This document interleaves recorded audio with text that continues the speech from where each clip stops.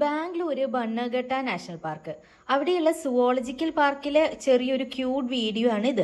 സഫാരിയുടെ എല്ലാ വിശേഷങ്ങളും ഉൾക്കൊള്ളിച്ചുകൊണ്ട് അതിന്റെ റേറ്റും അവിടെ ഞങ്ങൾ കണ്ട മൃഗങ്ങളെയൊക്കെ പറഞ്ഞുകൊണ്ട് ഒരു അടിപൊളി വീഡിയോ നമ്മുടെ ചാനലിൽ ഞാൻ ഇട്ടിട്ടുണ്ട്.